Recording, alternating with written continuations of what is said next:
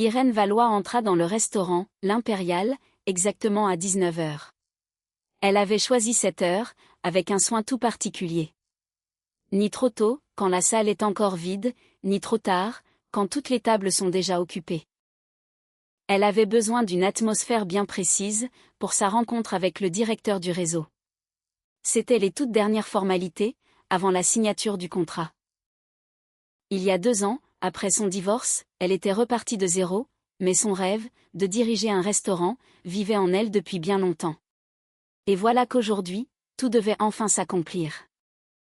Une chaîne de 5 restaurants gastronomiques, située en plein cœur de Paris, allait devenir sa propriété exclusive. L'hôtesse lui adressa un sourire chaleureux, et l'accompagna jusqu'à une table, située près d'une grande baille vitrée. Irène s'installa dans un fauteuil moelleux, et parcourut la salle du regard. De hauts plafonds, des lustres en cristal, des nappes d'une blancheur éclatante. Tout ici respirait le luxe, et le prestige. C'est exactement ce genre d'établissement qu'elle prévoyait de développer à l'avenir. Madame Valois, Monsieur Sorel aura une quinzaine de minutes de retard, l'informa l'hôtesse, d'une voix douce. Il m'a prié de vous présenter ses plus plates excuses. Tout va bien, je vais l'attendre. Irène sortit son téléphone, pour relire les dernières modifications du contrat, qui avaient été envoyées par son avocat. Tout était absolument parfait. Le prix était convenu, les conditions s'avéraient avantageuses, et les délais étaient tout à fait acceptables.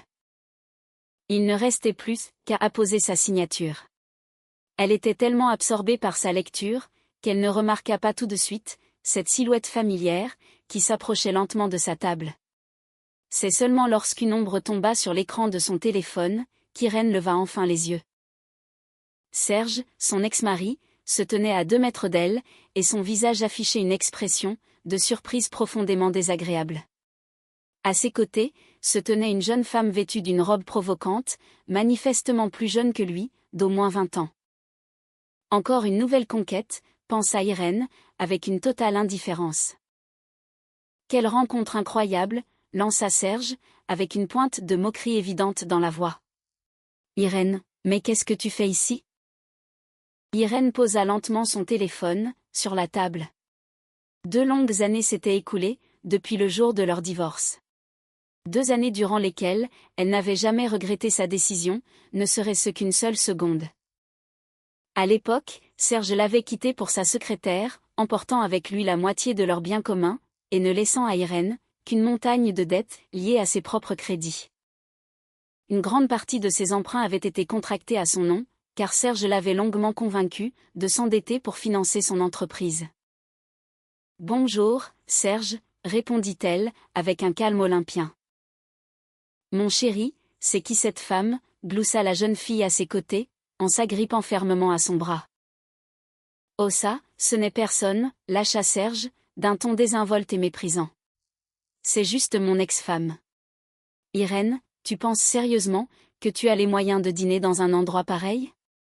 Tu sais au moins, quels sont les prix qui sont pratiqués ici? » Quelques clients, attablés aux tables voisines, se retournèrent vers eux. Irène sentit monter en elle, ce sentiment d'humiliation si familier, qui commençait doucement à bouillonner. C'était exactement ainsi que Serge se comportait pendant leur mariage, il dénigrait publiquement ses réussites, se moquait ouvertement de ses idées, et qualifiait ses rêves de fantasmes complètement stupides. « Mes moyens financiers ne regardent que moi, » déclara-t-elle, d'une voix parfaitement égale. Serge eut un petit rire sarcastique. Il savourait visiblement l'instant, profitant de la situation. Sa nouvelle conquête pouffa de rire, en cachant sa bouche, derrière sa main manucurée. « Allons, arrête ton cinéma, » reprit Serge, en faisant un pas de plus, tandis que sa voix se faisait de plus en plus forte. « Je sais très bien combien tu gagnes, avec ton petit boulot minable. La dernière fois qu'on s'est vu, tu joignais difficilement les 2 bouts. Quoi, tu as décidé de dépenser tes derniers centimes, juste pour te donner l'illusion d'être quelqu'un d'important? » Irène se contentait d'écouter son discours en silence, mais Serge ne comptait manifestement pas s'arrêter là. « À une incapable comme toi, on ne vendrait même pas un verre d'eau ici, » résonna sa voix, à travers toute la salle du restaurant. Tu vois ce monsieur, là-bas dans le coin? C'est le député Girard. Et cette dame, assise près de la colonne, c'est la femme du magnate Arnaud. C'est un endroit très sélect, où se retrouvent uniquement les gens qui ont de l'argent et du statut. Et toi, tu es qui exactement? Tu n'es rien. La salle retint son souffle. Toutes les conversations s'arrêtèrent net. Des dizaines de pères Dieu se braquèrent soudainement sur leur table. Irène sentit le rouge lui monter violemment aux joues. L'humiliation la brûlait de l'intérieur, mais elle se força de toutes ses forces à garder son sang-froid. « Serge, tu as bu ?» demanda-t-elle, à voix très basse. « Je suis claire comme de l'eau de roche », répliqua Théil, en écartant les bras avec arrogance. « Je suis juste choquée par ton effronterie démesurée. Tu as toujours été une petite souris grise, et maintenant, tu essaies de te faire passer pour une grande dame de la haute société. C'est tout simplement pathétique. » Sa compagne gloussa de nouveau. Quelqu'un, à une table voisine, secoua la tête d'un air désapprobateur, mais personne ne se risqua à intervenir directement. « Serge, viens, on retourne à notre table, » dit la jeune fille, en tirant lourdement sur sa manche. « Qu'est-ce que tu perds ton temps, avec cette vieille ? » Vieille. Irène n'avait, en réalité, que 38 ans. Elle faisait très régulièrement du sport, prenait grand soin d'elle, et savait pertinemment qu'elle était séduisante. Mais ce mot, lâché avec tant de désinvolture par cette gamine de 20 ans, la blessa profondément, dans son amour-propre. Serge sourit, visiblement très satisfait de l'effet produit. « Christine a tout à fait raison. Irène, soyons francs une minute, tu n'as absolument pas ta place ici. C'est un établissement qui est réservé aux gens qui ont réussi, à ceux qui ont véritablement accompli quelque chose dans la vie. Tandis que toi, tu es juste resté cette ratée, qui a été incapable de garder son propre mari. » Il faisait délibérément de longues pauses entre ses phrases, savourant le poids de chaque mot. Irène pouvait lire une joie mauvaise et malsaine dans ses yeux. Il se vengeait. Il se vengeait du fait qu'elle ne l'avait pas supplié de rester, qu'elle n'avait pas versé une larme, et qu'elle ne s'était jamais rabaissée. Il se vengeait surtout, parce qu'elle avait signé les papiers du divorce, sans jamais prononcer le moindre mot de reproche. « Tu as terminé ?» demanda Irène, en levant finalement les yeux vers lui, avec une voix teintée d'acier. « Pas encore. » Serge se pencha lourdement au-dessus de sa table, en appuyant ses deux mains sur la nappe immaculée. « Tu sais ce que je pense, au fond ? Tu es venu ici, dans le seul espoir de te dégoter un homme riche. Pas vrai ? Tu crois vraiment que quelqu'un va mordre à l'hameçon, avec ta beauté fanée ? Tu es bien trop âgé pour ce marché, ma pauvre amie. » « Monsieur » retentit soudainement, une voix féminine pleine d'autorité. Tous deux se retournèrent. La directrice du restaurant s'approchait d'eux, d'un pas particulièrement vif. C'était une dame très élégante, d'une 50aine d'années, vêtue d'un tailleur strict. Son visage restait totalement impassible, mais on pouvait lire une vive désapprobation dans son regard sévère. « Je suis au regret de vous demander de baisser immédiatement d'un ton, » déclara-t-elle, avec une froideur absolue. « Vous importunez gravement notre clientèle. » Serge se redressa, en affichant un sourire faussement plein de charme. « Madame Dubois, je vous présente toutes mes excuses, j'ai juste croisé mon ex-femme. Et je me suis un peu emportée. Vous savez bien comment ce genre de choses arrive. Nous allons de ce pas regagner tranquillement notre table. » « Ce serait en effet beaucoup plus sage, » acquiesça la directrice, d'un léger signe de tête. Serge s'apprêtait à partir, mais il ne put résister à l'envie de lancer une dernière attaque. « Irène, ne te vexe surtout pas. Je voulais juste t'épargner cette situation terriblement embarrassante, où tu ne pourras pas régler ton addition. Tu te souviens de la dernière fois où ta carte a été refusée à la caisse du supermarché ? Ici, crois-moi, l'humiliation sera encore plus grande. » Il tourna les talons, ravi de son petit effet, et guida sa chère Christine vers leur table, qui était située à l'autre bout de la vaste salle. La jeune fille jeta un dernier regard par-dessus son épaule et adressa à Irène un sourire ouvertement moqueur. Irène resta assise, totalement immobile. Tout bouillonnait violemment en elle, et ses mains tremblaient légèrement, sur la table. Elle avait envie de crier, de se jeter sur lui, et d'effacer de force ce sourire suffisant de son visage, mais elle ne bougea pas d'un pouce. Elle resta simplement là, à respirer calmement, en comptant chacune de ses inspirations, et de ses expirations. La directrice s'attarda un instant, près de sa table. « Madame Valois, je vous prie d'accepter toutes mes excuses, pour cette scène tout à fait regrettable.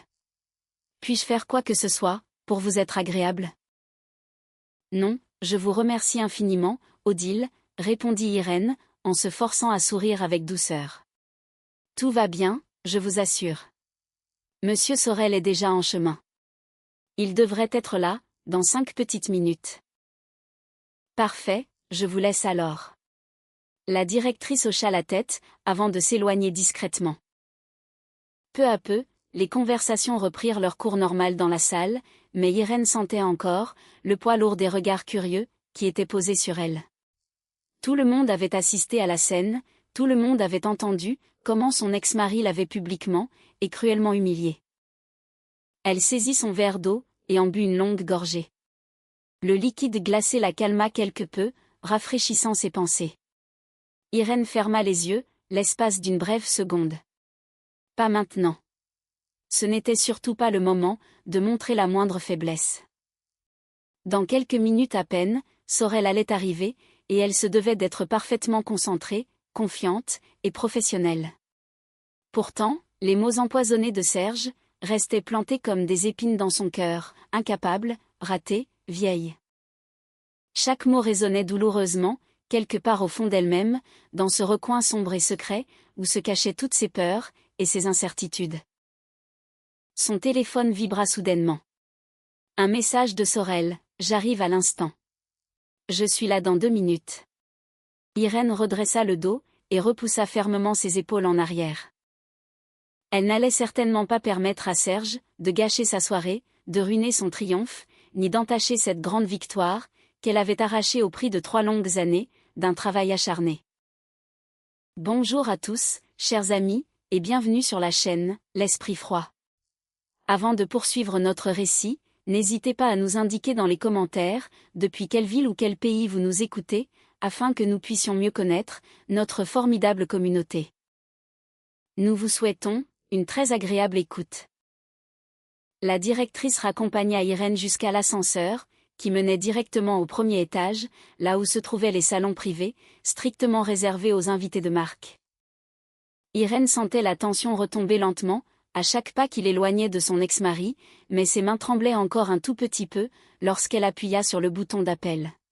« Madame Valois, je vous présente encore toutes mes excuses, pour cet incident, » prononça doucement la directrice, en baissant respectueusement les yeux. « Ce n'est rien du tout », Irène s'efforça de sourire, bien que son sourire soit encore un peu crispé. « Vous n'y êtes absolument pour rien. Malheureusement, personne n'est jamais à l'abri d'une rencontre imprévue avec son passé. » L'ascenseur la monta silencieusement, jusqu'au 1er étage. Ici, régnait une atmosphère complètement différente. Une lumière tamisée et élégante, d'épais tapis qui absorbaient le moindre bruit de pas, un silence apaisant, et une paix absolue. Irène parcourut un court couloir, jusqu'à la toute dernière porte, sur laquelle était gravée, en lettres d'or, l'inscription « Salon Prestige ». À l'intérieur, derrière une table massive en bois sombre, 2 hommes étaient déjà assis, et l'attendaient. Michel Sorel, le directeur financier du réseau, se leva immédiatement pour l'accueillir. C'était un homme grand, grisonnant, d'une 50aine d'années, doté d'un regard particulièrement perçant.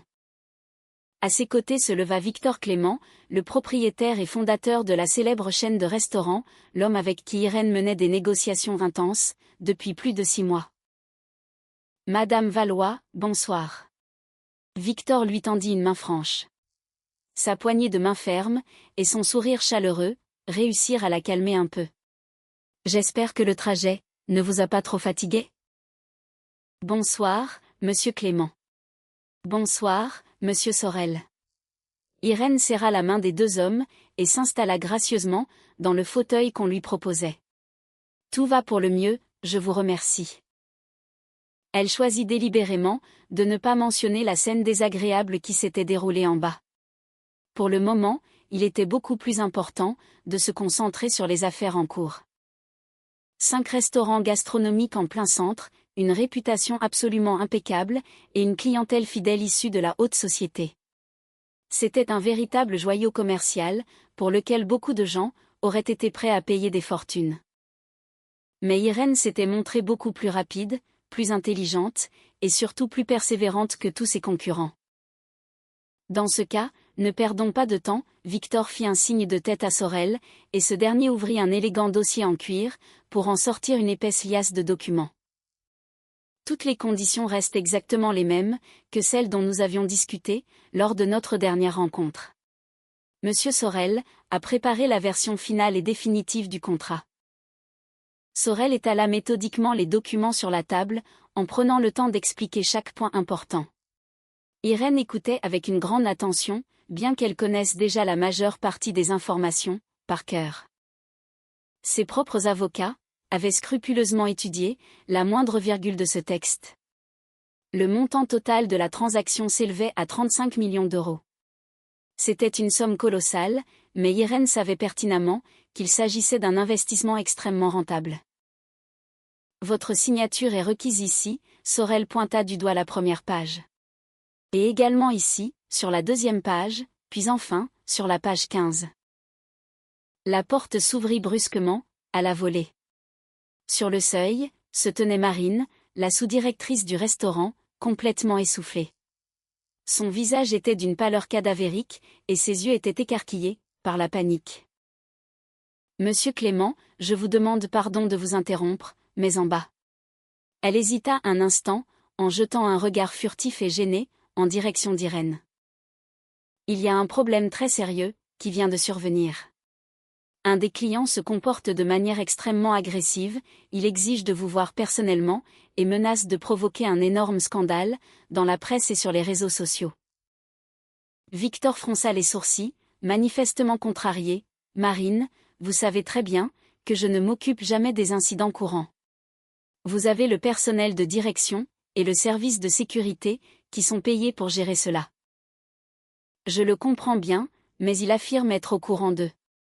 La sous-directrice regarda de nouveau Irène, ne sachant visiblement pas comment formuler la suite de cette importante réunion d'aujourd'hui. Il dit qu'il détient des informations capitales, qui pourraient sérieusement compromettre votre transaction. Irène sentit son estomac se nouer brutalement.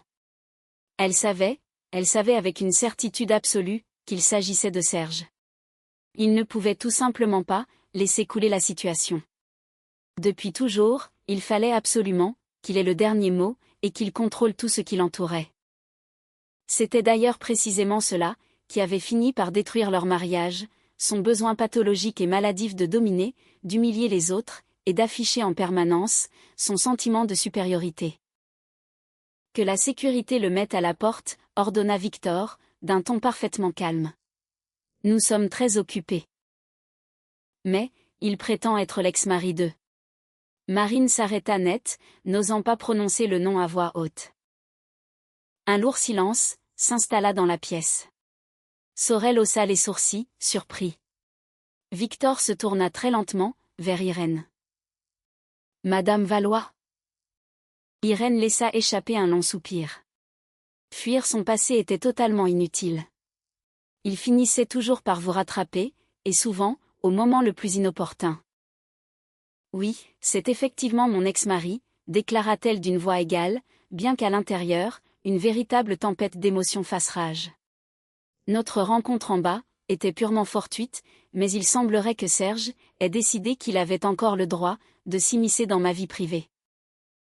Victor s'adossa confortablement au dossier de son fauteuil, en étudiant attentivement le visage de la jeune femme. Que s'est-il passé exactement en bas? Il m'a publiquement insulté, devant toute la salle. Irène ne voyait aucune raison valable de cacher la vérité. Il m'a traité de raté, et d'incapable. Il a déclaré haut et fort que je n'avais pas ma place parmi les gens qui ont réussi. Marine et Odile ont d'ailleurs été témoins de toute la scène. La sous-directrice hocha la tête, confirmant ainsi les dires d'Irène, il s'est montré très impoli et très agressif. Je lui ai gentiment demandé de se calmer. Mais il a continué, à hausser le ton de plus belle. Le visage de Victor s'assombrit soudainement. Je comprends la situation. Monsieur Sorel, appelez immédiatement le service de sécurité. Qu'ils escortent ce monsieur hors du restaurant, sans ménagement. S'il oppose la moindre résistance, qu'ils appellent directement la police. Monsieur Clément, Irène posa calmement sa main, sur la table. Me permettez-vous d'aller lui parler moi-même ? Les deux hommes la regardèrent, avec un étonnement non dissimulé. En êtes-vous vraiment sûr ? Demanda Victor, avec une certaine prudence. Surtout, après tout ce qu'il vient de vous dire ? C'est précisément pour cette raison. Irène se leva de son fauteuil, avec détermination. À l'intérieur d'elle-même, quelque chose venait de se débloquer, comme un vieux verrou rouillé, qui retenait prisonnière des années entières de douleurs accumulées, d'humiliations répétées, et de silence enduré. Il y a 2 ans, elle était partie sans faire le moindre bruit, elle avait fait ses valises et elle était partie, sans prononcer un seul mot pour se défendre, parce qu'elle était tout simplement épuisée de se disputer, fatiguée de devoir toujours prouver qu'elle valait quelque chose. Mais aujourd'hui elle voulait qu'il voie, qu'il comprenne enfin, la femme qu'elle était devenue, loin de lui. Victor acquiesça, d'un lent signe de tête. Très bien, mais je vais vous accompagner, et la sécurité restera à proximité. Je vous en remercie. Ils redescendirent ensemble, au rez-de-chaussée. Serge se tenait près du comptoir de la réception, gesticulant dans tous les sens, et tentant de prouver Dieu sait quoi, à 2 imposants agents de sécurité, vêtus de costumes noirs. Sa compagne Christine était assise à une table non loin de là, manifestement très gênée, par la tournure que prenaient les événements. « J'exige de voir le propriétaire, immédiatement », hurlait Serge, rouge de colère. « Je détiens des informations cruciales, sur la femme qui se trouve actuellement à l'étage. C'est une véritable escroc. Elle. » Serge, Irène prononça son prénom d'une voix très calme, et il se retourna brusquement. Sur son visage, se dessinait une expression de triomphe absolu. « Te voilà enfin. Tu avais décidé de te cacher à l'étage ? Tu pensais vraiment que je n'allais pas deviner les petites combines que tu manigances ici ? » Il fit un pas agressif vers elle, mais les vigiles lui barrèrent immédiatement la route. « Je vais tout leur raconter. Je vais leur dire que tu es une ratée fauchée, qui joue à la femme riche, que tu n'as pas un seul centime en poche, et que... » Monsieur Clément fit un pas en avant. Sa voix était aussi tranchante et froide que de la glace. « Je vous demande pardon, je ne connais pas votre nom, et je n'ai d'ailleurs aucune envie de le connaître, mais vous vous trouvez actuellement dans mon restaurant, et vous êtes en train d'insulter publiquement ma partenaire d'affaires. » Serge referma la bouche d'un coup, en dévisageant Victor avec stupeur. « Votre partenaire de quoi ? » Madame Valois. Victor se tourna vers elle, et un léger sourire flottait sur ses lèvres.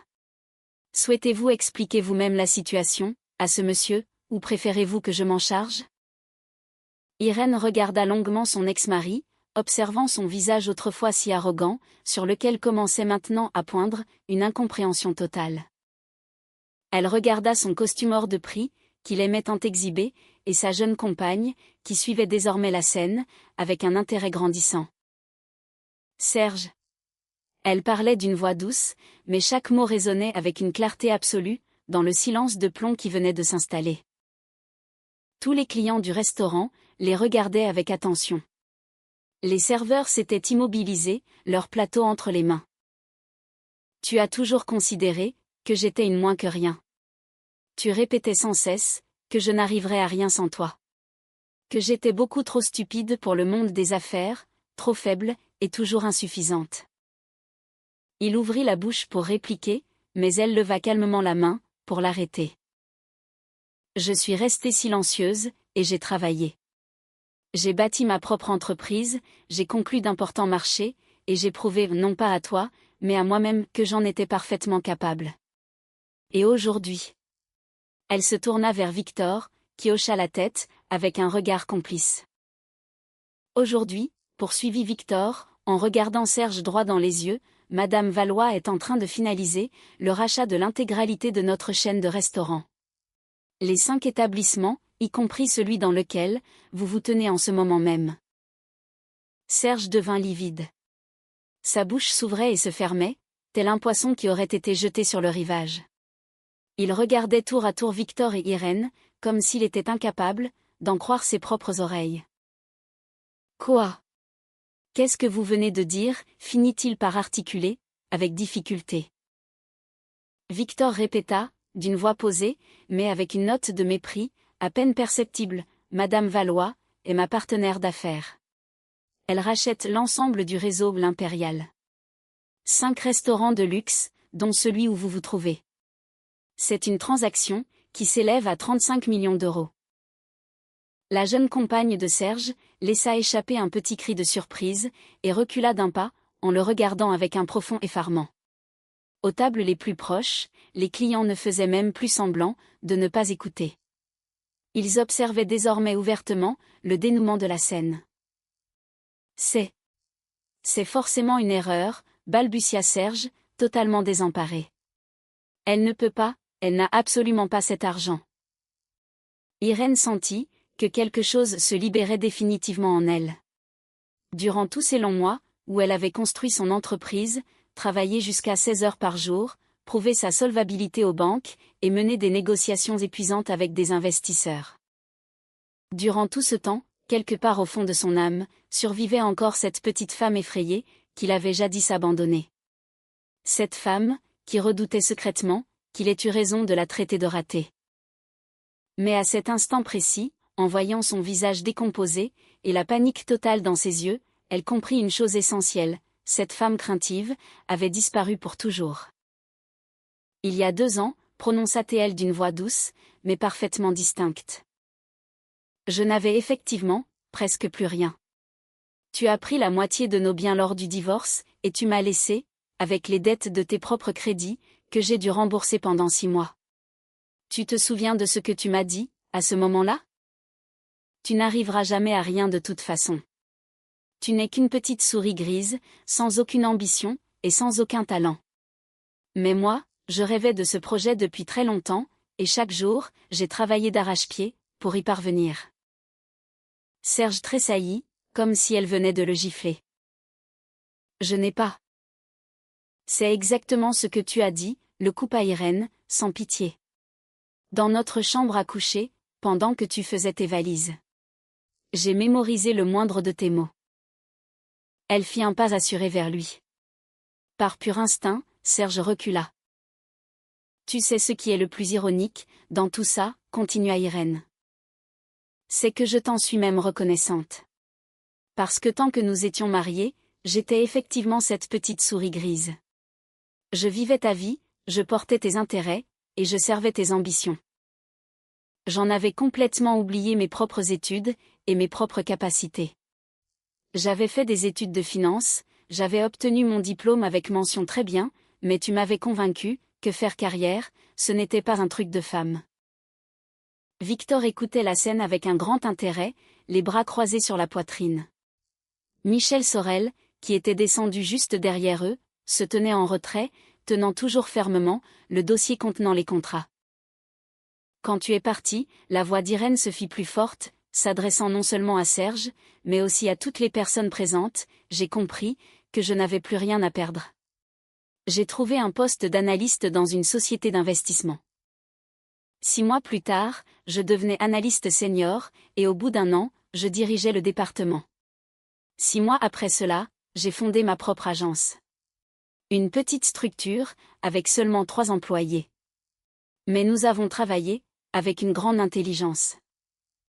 Elle esquissa un sourire. Un sourire froid, et triomphant. Mon tout premier gros contrat m'a rapporté un bénéfice net, particulièrement confortable. Le deuxième, encore plus. Et le troisième, a dépassé toutes mes espérances. J'ai réinvesti chaque centime gagné. J'ai continué à apprendre, j'ai grandi, et j'ai embauché les meilleurs spécialistes du marché. Il y a 1 an, j'ai conclu une énorme transaction. Et il y a 6 mois, une transaction encore plus importante. Et aujourd'hui? Elle se tourna gracieusement vers Victor. Monsieur Clément, cela vous dérangerait-il que nous finalisions les formalités ici même? Je pense que ce serait hautement symbolique. Victor sourit avec malice. Madame Valois, ce sont vos restaurants. Ou plus exactement, ils le seront dans 5 petites minutes. C'est à vous de décider. Sorel s'avança et ouvrit le précieux dossier sur la table la plus proche. Les serveurs s'empressèrent de débarrasser les couverts pour faire de la place. Les clients, attablés à proximité, se levèrent presque de leur siège pour tenter d'apercevoir les documents.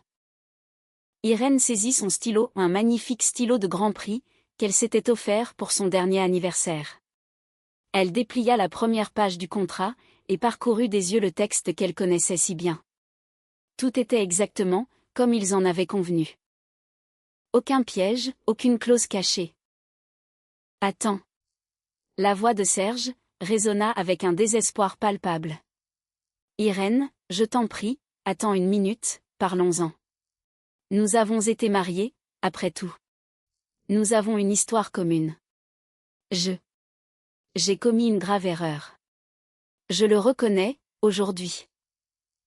Irène ne prit même pas la peine de lever la tête, continuant à lire paisiblement son document. Peut-être que nous pourrions. Serge bredouilla, cherchant désespérément ses mots.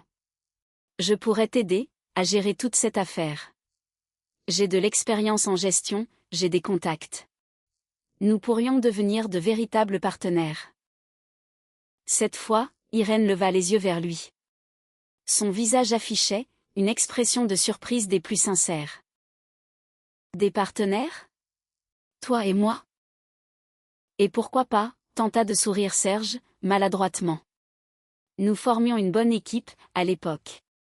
Tu te souviens, quand on planifiait ta petite entreprise d'organisation d'événements? C'étaient mes idées, et elles. Elles ont lamentablement échoué, acheva Irène.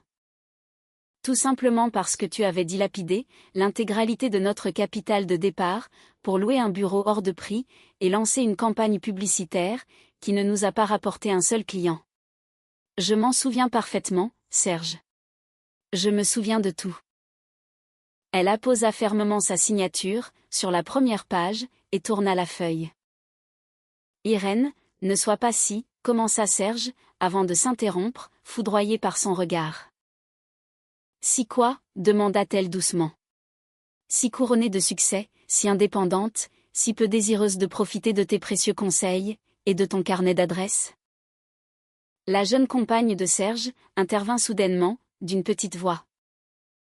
Serge, tu ne crois pas qu'on ferait mieux de partir? Il se retourna vers elle, avec une telle brutalité, que la jeune fille sursauta. Tais-toi, tu ne comprends absolument rien à ce qui se passe ici.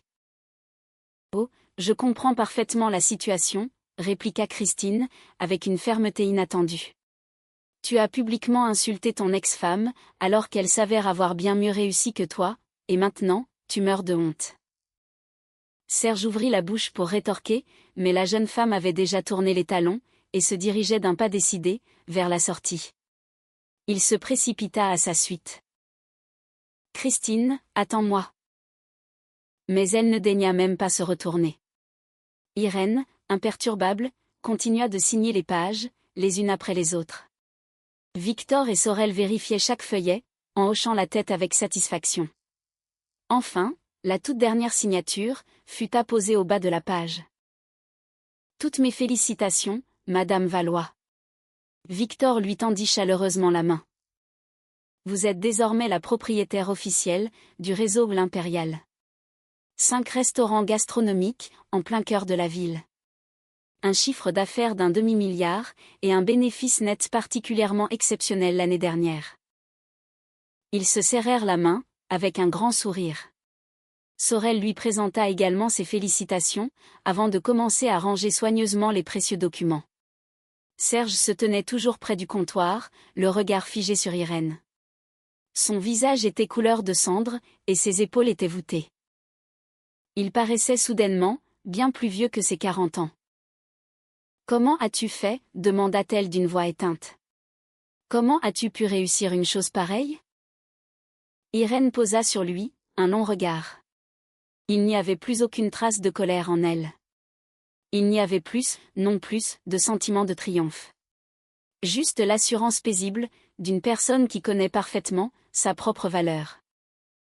J'ai tout simplement cessé d'écouter la voix de ceux qui me répétaient que je n'en serais jamais capable, répondit-elle. Y compris ta propre voix, qui résonnait dans ma tête. Elle fit un signe de tête à Victor et à Sorel. Messieurs, je vous propose de remonter à l'étage. Nous avons encore quelques détails à régler concernant le transfert de la direction. Ils se dirigèrent tranquillement vers le majestueux escalier. Irène avait presque atteint la première marche lorsqu'elle entendit derrière elle. Irène, pardonne-moi. Elle s'arrêta net, sans pour autant se retourner. Pourquoi exactement, demanda-t-elle. Pour m'avoir lâchement abandonnée? Pour m'avoir pris la moitié de nos biens? Pour m'avoir laissé sous une montagne de dettes? Ou bien pour m'avoir humilié publiquement, ce soir? Serge resta muré dans le silence. Tu sais, dit Irène, en se retournant finalement vers lui. Je n'ai que faire de tes excuses. Je n'ai absolument pas besoin de tes regrets. En fait, je n'ai plus besoin de rien, venant de toi. Tu n'es plus pour moi qu'un chapitre définitivement clos. Une histoire qui m'a rendue plus forte, certes, mais une histoire qui est désormais totalement terminée. Elle monta encore quelques marches, puis s'arrêta de nouveau, et ajouta. Ah oui, j'allais presque oublier. Demain, j'ai prévu d'organiser une grande réunion, avec l'ensemble du personnel de la chaîne. Il y aura d'importants changements dans la politique de nos établissements. Je veux notamment m'assurer que chaque employé comprenne à quel point il est vital de traiter nos clients avec le plus grand des respects.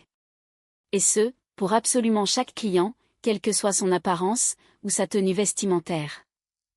Elle posa son regard sur le réceptionniste, qui était resté figé derrière son comptoir, ne sachant plus où se mettre. Jeune homme, demain à 10 heures du matin, je vous attends au siège principal. Monsieur Sorel vous communiquera l'adresse exacte. Nous allons discuter sérieusement de nos nouveaux standards de service. Le réceptionniste acquiesça vivement, en déglutissant avec difficulté. En bas, dans la grande salle, un silence absolu régnait de nouveau, seulement troublé par le léger tintement des verres et le murmure des conversations étouffées. Serge se tenait toujours près du bar, le regard perdu dans le vide. Irène gravissait les marches vers le salon privé, sentant l'adrénaline la quitter peu à peu, pour laisser place à une fatigue douce et agréable. Derrière elle, restaient de longues années de lutte, de nuits sans sommeil, et de doutes incessants. Devant elle, s'ouvrait enfin un avenir radieux. Madame Valois, Victor leva son verre, avec élégance. Permettez-moi de vous féliciter pour cette magnifique acquisition. Vous venez de devenir la propriétaire de l'une des chaînes de restaurants les plus prestigieuses de toute la ville. Je vous remercie. Irène prit le verre de champagne, mais s'abstint de boire. Passons directement aux détails opérationnels, si vous le voulez bien. J'ai besoin de comprendre précisément la situation actuelle du personnel. Sorel poussa un épais classeur vers elle. Vous trouverez ici les informations complètes concernant les 5 établissements. Le personnel compte 217 employés au total. Le taux de rotation est minime. Les gens tiennent énormément à leur emploi. Quant aux directeurs, ils sont expérimentés et parfaitement fiables. Irène feuilleta rapidement les documents, notant mentalement les points clés. Son regard s'accrochait aux chiffres, elle analysait et calculait à toute vitesse. Le contrat du directeur général de l'Impérial arrive à échéance dans 2 mois, remarqua-t-elle avec justesse. Victor hocha la tête. Effectivement, André travaille à nos côtés depuis 4 ans. C'est un excellent professionnel, mais il a le projet de lancer sa propre affaire. Nous avons convenu ensemble qu'il aiderait le nouveau propriétaire lors de la transition. Je souhaite m'entretenir avec lui dès demain matin, déclara Irène. Ainsi qu'avec les autres directeurs dans le courant de la semaine. Il est essentiel pour moi de comprendre qui sont les personnes avec lesquelles je vais travailler. Ils discutèrent des détails techniques pendant près d'une heure. Victor partageait avec elle les subtilités du métier, lui parlait de leurs clients les plus fidèles et des particularités uniques de chaque restaurant. Irène posait des questions très pointues et prenait des notes précises dans son carnet. Alors que la réunion touchait à sa fin, Victor s'adossa à son fauteuil et regarda Irène avec une grande curiosité. « Pardonnez mon indiscrétion, mais que s'est-il réellement passé, en bas ? Cet homme, est-il vraiment votre ancien mari ?» Irène se figea un bref instant, avant d'opiner lentement du chef. « Oui, c'est Serge. Nous avons divorcé, il y a 2 ans. » À en juger par son comportement, il ne s'attendait visiblement pas à vous retrouver dans une telle position sociale, fit remarquer Sorel, avec prudence. Il ne s'attendait pas à grand-chose, en réalité. Une pointe d'amertume tinta la voix d'Irène. Lorsque nous nous sommes séparés, il était intimement convaincu que je n'arriverais à rien, que je finirais par m'effondrer, et que je ramperais pour le supplier de revenir. Victor se servit une nouvelle coupe de champagne. Vous savez, Madame Valois, cela fait 30 ans que j'évolue dans le monde des affaires, et j'ai croisé la route de nombreuses personnes à succès. Et je peux vous assurer une chose. Les gens les plus forts sont toujours ceux qui ont su remonter du fond du gouffre, ceux qui connaissent la véritable valeur de l'argent et le poids de chaque décision. Je vous remercie. Irène ressentit une chaleur inattendue à l'entente de ces mots. Je connais effectivement cette valeur, mieux que quiconque. Ils se dirent au revoir, en convenant d'une prochaine réunion. Irène redescendit par la sortie de service, n'ayant aucune envie de croiser Serge, une nouvelle fois. Sa voiture l'attendait sagement, sur le parking. Une superbe Mercedes noire, qu'elle s'était offerte, 6 mois plus tôt. Son chauffeur lui ouvrit la portière, et Irène se laissa tomber, épuisée, sur la banquette arrière. Ce n'est qu'à cet instant précis, dans le silence feutré de l'habitacle, qu'elle s'autorisa enfin à se détendre. Cette journée avait été, tout bonnement incroyable. Son téléphone se mit à vibrer. Un message de son amie, Marianne. « Irène, tu es où ? Je t'ai appelé 3 fois de suite. Qu'est-ce qui se passe ? » Irène composa son numéro. Marianne, pardonne-moi, la journée a été très compliquée. Compliquée, la voix de son amie trahissait une vive inquiétude. La transaction a échoué ? Bien au contraire, tout s'est merveilleusement bien passé. J'ai signé le contrat. Irène, mais c'est fantastique, s'exclama Marianne, folle de joie. Toutes mes félicitations. Il faut absolument qu'on fête ça. Marianne, je l'ai déjà fêté. Et d'une manière, pour le moins originale. Irène eut un petit rire. J'ai croisé Serge. Le silence qui suivit à l'autre bout du fil fut plus qu'éloquent. Quoi ? Où ça ? Comment ça s'est passé ? Dans le restaurant que je viens tout juste d'acheter. Il y dînait, avec une gamine. Il m'a fait une scène épouvantable, devant toute la salle. Quel monstre, s'indigna profondément Marianne. Qu'est-ce qu'il a osé dire ? Il m'a traité d'incapable, et de raté. Il a affirmé haut et fort, que je n'avais pas ma place, parmi les gens qui ont réussi. Et comment as-tu réagi ? Eh bien, j'ai tout simplement signé le contrat d'achat, juste devant lui. Désormais, il sait très bien que je suis l'unique propriétaire, du restaurant même où il tentait de m'humilier. Marianne éclata d'un rire sonore, et sincère. Mon Dieu, qu'est-ce que j'aurais aimé voir la tête qu'il a faite. Irène, c'est la vengeance la plus parfaite, dont on puisse rêver. Tu sais, Marianne ? Irène regardait par la vitre, les lumières de la ville qui défilaient dans la nuit. Ce n'est même pas vraiment de la vengeance, c'est juste un juste retour des choses. Je n'ai rien prémédité, j'ai simplement vécu ma vie, j'ai travaillé dur, et j'ai atteint mes objectifs. Alors que lui, il est resté exactement au même point, pendant toutes ces années. Est-ce qu'il a au moins essayé de s'excuser ? Il a essayé, oui, il m'a même proposé qu'on devienne partenaire d'affaires. Irène laissa échapper un petit reniflement de mépris. Comme si j'allais oublier le jour où il m'a dit que je n'étais rien sans lui. Elles discutèrent encore, une bonne dizaine de minutes. Puis, Irène lui demanda de la rappeler plus tard. Elle ressentait un besoin viscéral d'être seule, pour digérer tout ce qui venait de se produire. La voiture s'arrêta devant son immeuble, un luxueux complexe résidentiel, situé en plein centre-ville. Irène monta jusqu'au 23e étage, ouvrit la porte de son vaste appartement, et retira enfin ses chaussures. Son foyer l'accueillit dans un silence apaisant, et un ordre parfait. Les immenses baies vitrées offraient une vue imprenable sur la ville illuminée. Irène s'approcha de la vitre, et appuya son front contre le verre frais. Elle sourit tendrement, à son propre reflet. C'était une femme épuisée, mais profondément heureuse, qui la regardait en retour. Une femme qui n'avait pas été brisée, qui n'avait pas été vaincue, une véritable gagnante. Son téléphone vibra de nouveau. Un numéro inconnu s'affichait. Irène fronça les sourcils, mais décida de décrocher. Allô, j'écoute. Irène, c'est moi. La voix de Serge semblait très hésitante. Ne raccroche pas, je t'en supplie. Elle garda le silence, serrant fermement son téléphone. Je voulais encore une fois te présenter mes excuses, poursuivit-il. Ce que j'ai dit tout à l'heure. C'était vraiment affreux. Je ne savais pas, je ne comprenais pas. Comment as-tu eu mon numéro ? Demanda froidement Irène. Je l'ai demandé à une de nos vieilles connaissances.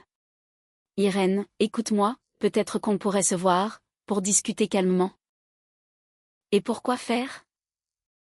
Je veux m'expliquer. Je veux que tu puisses comprendre. Comprendre quoi exactement, Serge ? Irène sentit remonter en elle une douleur qu'elle croyait oublier. Que tu t'es lourdement trompée ? Que tu as eu tort de partir ? Que je n'étais pas aussi faible que tu aimais le penser ? Oui, répondit-il précipitamment, d'un ton nerveux. J'ai été un idiot fini. Je n'ai pas su te juger à ta juste valeur. Je connaissais tes projets, mais je n'y ai jamais vraiment cru. Mais aujourd'hui, je vois la femme que tu es devenue, une femme forte, qui a brillamment réussi. Irène, dis-moi, est-ce qu'on a encore une chance ? Elle laissa échapper un rire. Un rire bref, et totalement dépourvu de joie. Une chance pour quoi faire ? De revenir avec toi.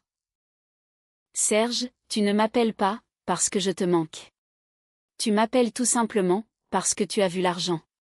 Tu as vu le statut, et tu as vu les opportunités. Non, c'est totalement faux. C'est la stricte vérité. Tu m'as jeté comme une vieille chaussette, en me traitant de femme faible et inutile.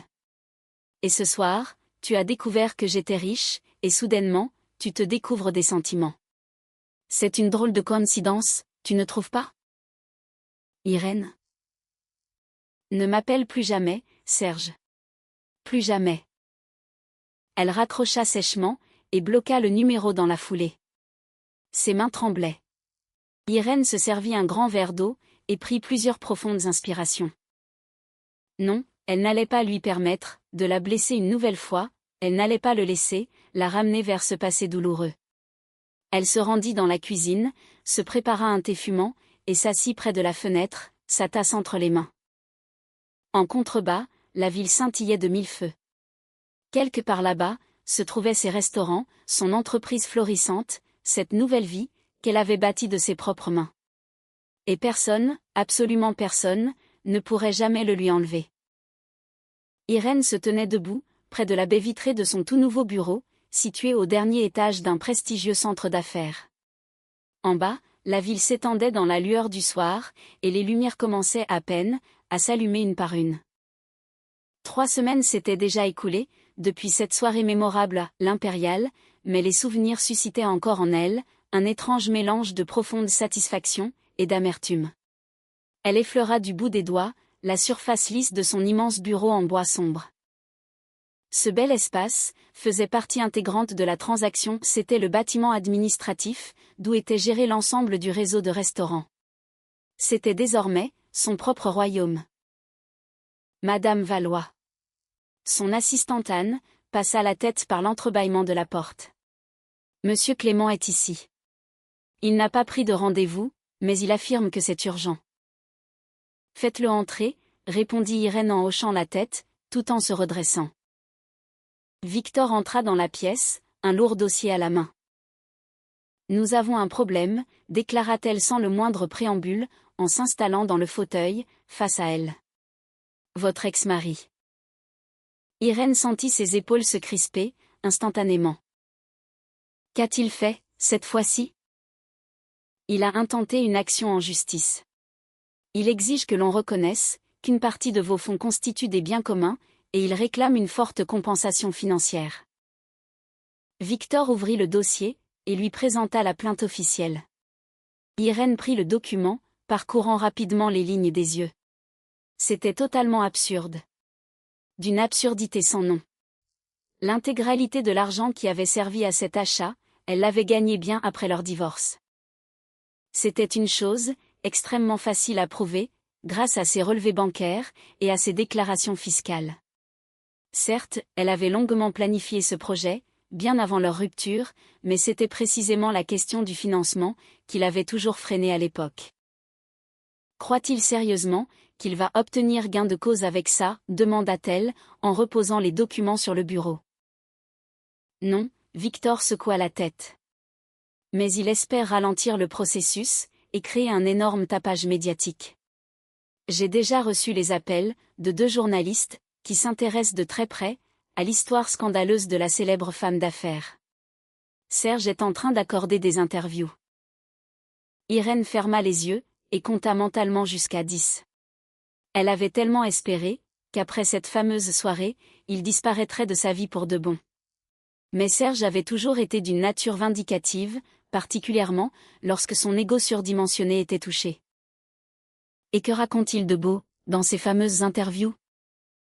Il prétend que vous lui avez volé son idée d'entreprise. Que l'argent du capital de départ provenait de ses propres économies. Que c'était lui votre partenaire de l'ombre, et qu'aujourd'hui, vous essayez simplement de l'escroquer. Victor parlait d'une voix très calme, mais Irène pouvait lire une immense compassion dans son regard. C'est un tissu de mensonges, évidemment, mais le public raffole de ce genre de scandale. Irène se leva, et retourna s'installer près de la fenêtre. Je ne le laisserai pas tout détruire, murmura-t-elle doucement. J'ai une proposition à vous faire. Victor se pencha vers elle. Mon avocat personnel est tout à fait disposé à prendre votre dossier en charge. Il est spécialisé dans la défense de la réputation. Non seulement nous allons rejeter cette plainte absurde, mais nous allons également déposer une demande reconventionnelle pour diffamation et pour tentative d'atteinte à la réputation. D'atteinte à la réputation, répéta Irène, surprise. D'un point de vue strictement juridique, ces actions peuvent être qualifiées comme telles. Il essaie, par le biais de la justice, d'obtenir le contrôle d'actifs, avec lesquels il n'a absolument aucun lien. Victor sortit une carte de visite de sa poche.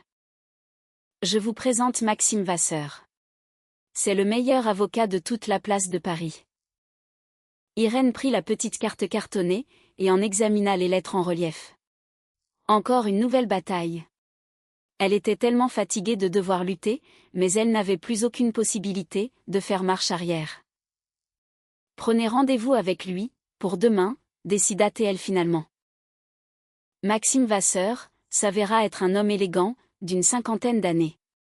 Il écouta attentivement le récit d'Irène, examina minutieusement les documents, puis s'adossa à son fauteuil, avec un sourire particulièrement satisfait. Votre ex-mari vient de commettre une erreur tout à fait classique, déclara-t-il. Il agit sous le coup de l'émotion, sans jamais évaluer les conséquences de ses actes. Nous avons absolument tout ce qu'il faut, non seulement pour remporter ce procès haut la main, mais aussi pour obtenir de sa part de lourds dommages et intérêts pour le préjudice moral subi. Je ne veux pas de son argent, rétorqua Irène. Ce que je veux, c'est qu'il me laisse définitivement en paix.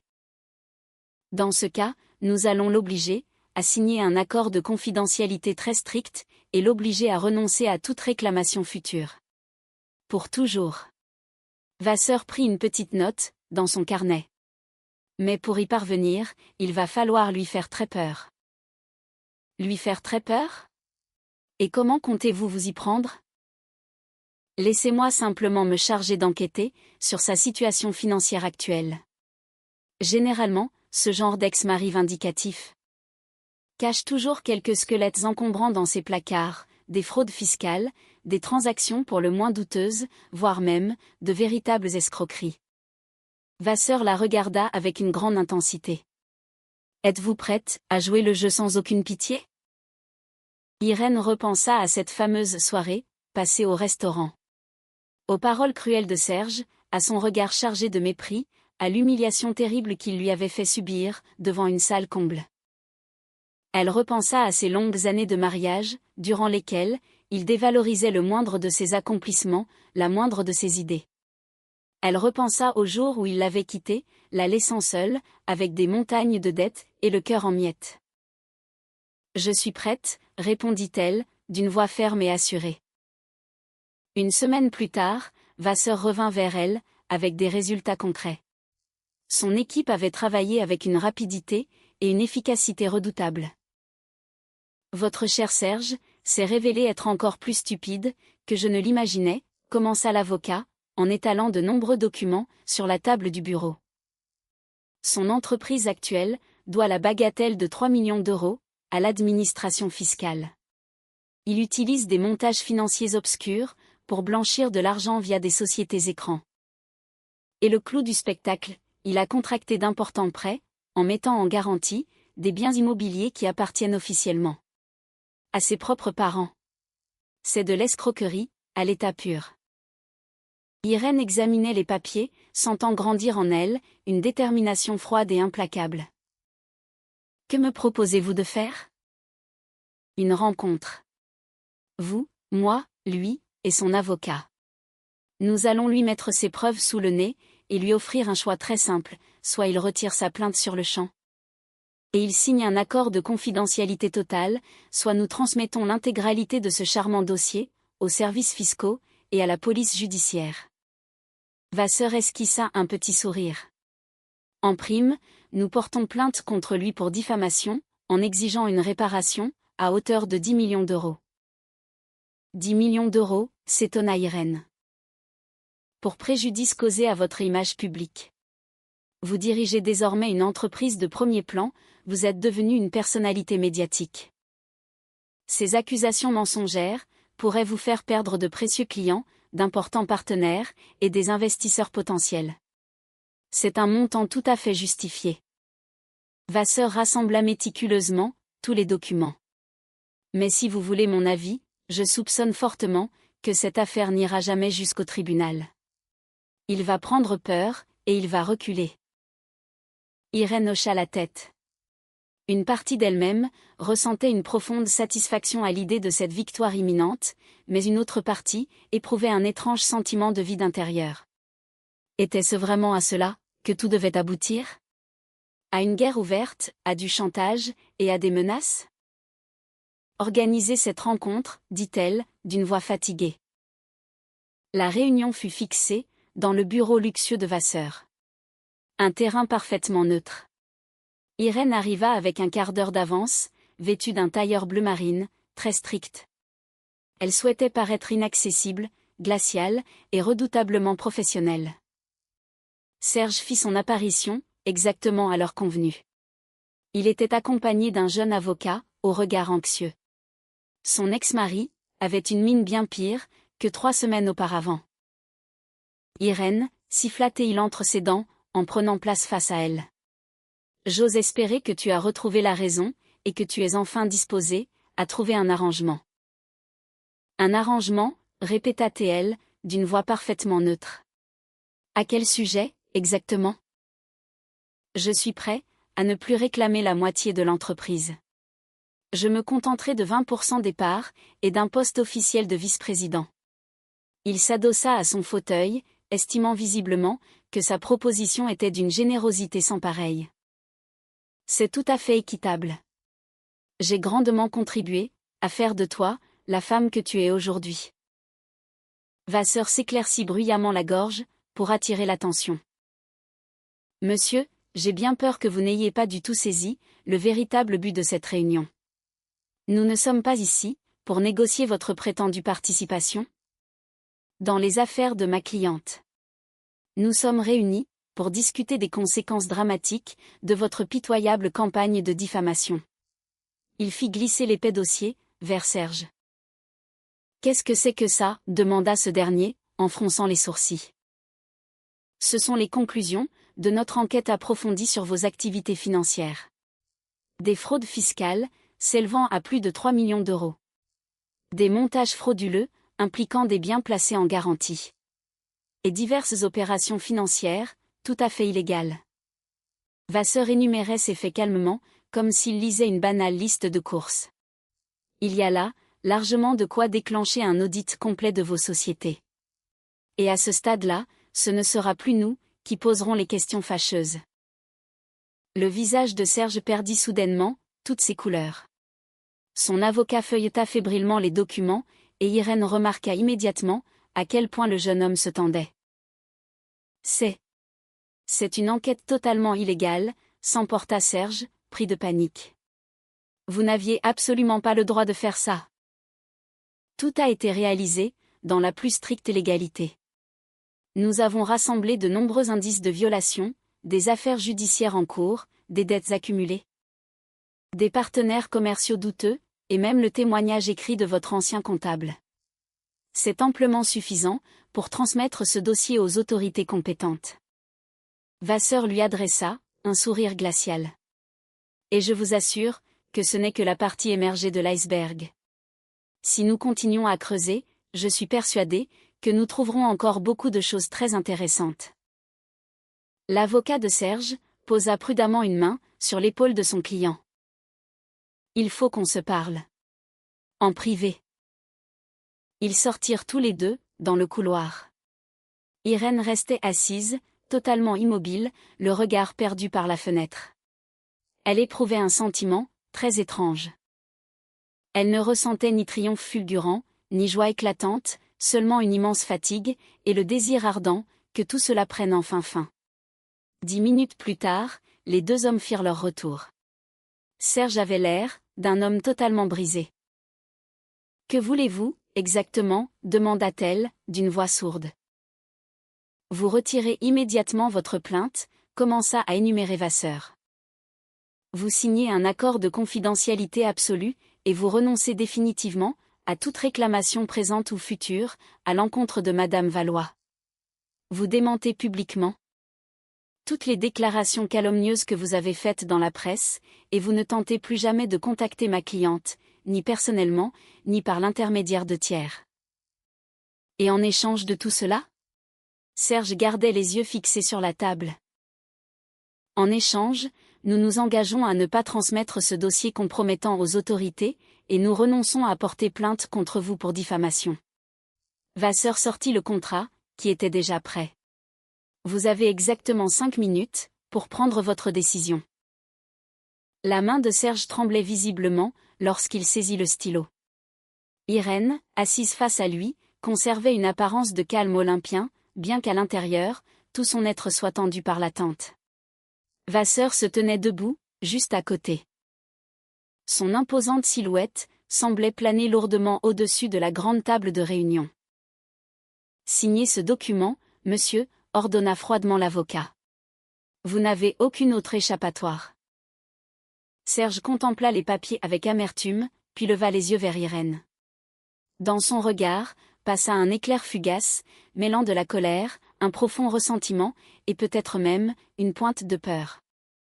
Il ouvrit la bouche, comme s'il s'apprêtait à ajouter quelque chose, mais Vasseur le coupa, sans le moindre ménagement. Taisez-vous. Contentez-vous de signer. Le stylo effleura le papier. Une signature nerveuse et ample apparut sur la première page, puis sur la deuxième, et enfin sur la troisième. Irène suivait chacun de ses mouvements, avec une attention soutenue, s'interdisant de relâcher la pression. Ce n'est que lorsque le tout dernier document fut paraphé, qu'elle laissa échapper un long soupir de soulagement. C'était fait. Vasseur rassembla méticuleusement les feuilles, et vérifia rapidement la présence de chaque signature.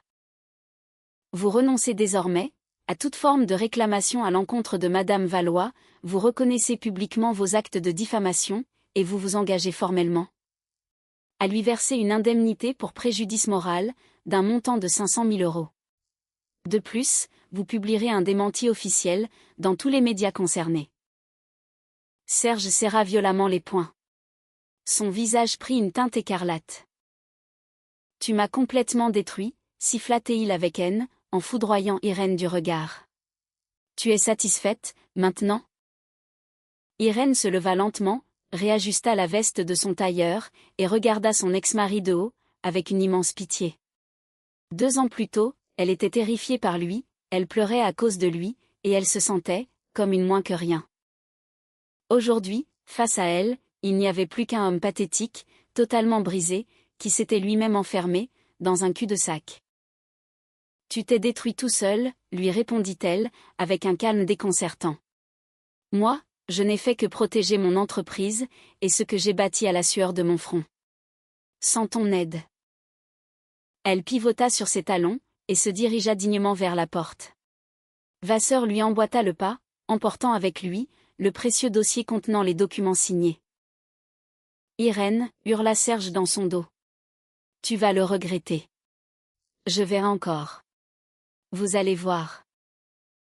Pardon. Vasseur fit volte-face. Sa voix était devenue glaciale.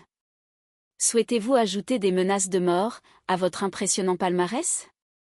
Sachez que cela constitue un motif suffisant pour ouvrir une procédure pénale immédiate.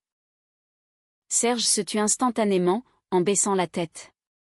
Irène quitta la salle de réunion, sans même lui accorder un dernier regard. Une fois installée dans sa voiture, elle s'autorisa enfin à relâcher la pression. Ses mains cessèrent de trembler, et sa respiration retrouva un rythme régulier. Vasseur prit place sur le siège passager, à l'avant, en posant délicatement le dossier sur ses genoux. C'est terminé, Madame Valois, lui dit-il, en se retournant vers elle. Ces documents ont désormais une valeur juridique absolue. S'il s'avise de violer, ne serait-ce qu'une seule de ces conditions, nous transmettrons l'intégralité du dossier au bureau du procureur. Je vous remercie infiniment, Maxime, soupira Irène, en s'adossant confortablement au siège en cuir. Sans vous, je n'y serais jamais arrivée. Oh que si, vous y seriez arrivée, sourit l'avocat avec malice. Vous êtes bien plus forte que vous ne le pensez. Moi, je me suis contenté de vous fournir les bons outils. La voiture s'inséra doucement dans la circulation. Par la fenêtre, défilaient les rues animées, les passants pressés, et les vitrines lumineuses des magasins. C'était la vie de tous les jours, qui continuait son cours, malgré les tempêtes. Irène sortit son téléphone, et découvrit plusieurs appels manqués, de la part de Victor Clément. Elle s'empressa de le rappeler. Madame Valois. La voix de Victor trahissait une légère inquiétude. J'ai eu vent de l'évolution de cette affaire judiciaire. Est-ce que tout s'est bien passé? Oui, tout est parfaitement réglé, le rassura Irène. L'entreprise ne court plus, absolument aucun risque.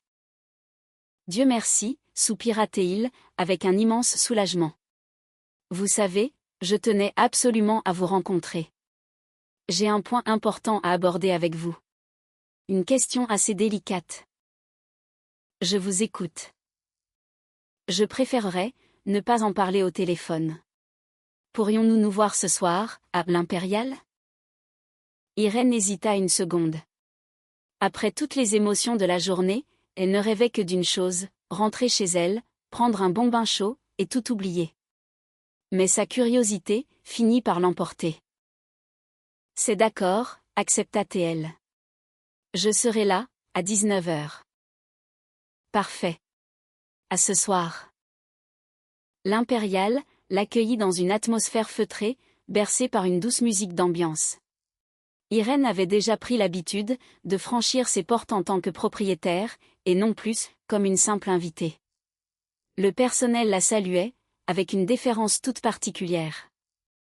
Le maître d'hôtel la conduisit avec égard, vers une table isolée près de la fenêtre, où Victor l'attendait déjà.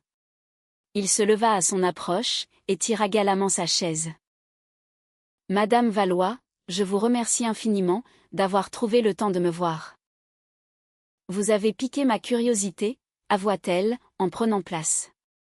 Quelle est donc, cette fameuse question délicate ? Victor garda le silence un instant, cherchant manifestement ses mots.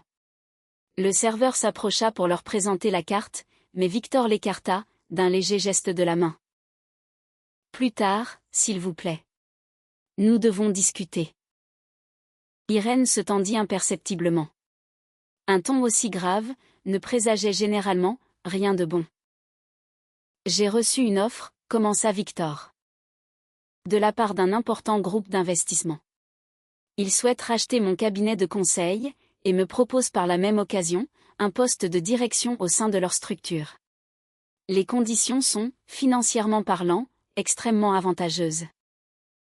Je vous adresse toutes mes félicitations, déclara Irène, avec prudence. Mais en quoi suis-je concernée par cette affaire ? Le fait est qu'il porte également un vif intérêt à votre chaîne de restaurants. Victor la regarda, droit dans les yeux. Ils sont disposés à vous en offrir 45 millions d'euros. C'est-à-dire 10 millions de plus que ce que vous avez vous-même déboursé il y a à peine 3 semaines.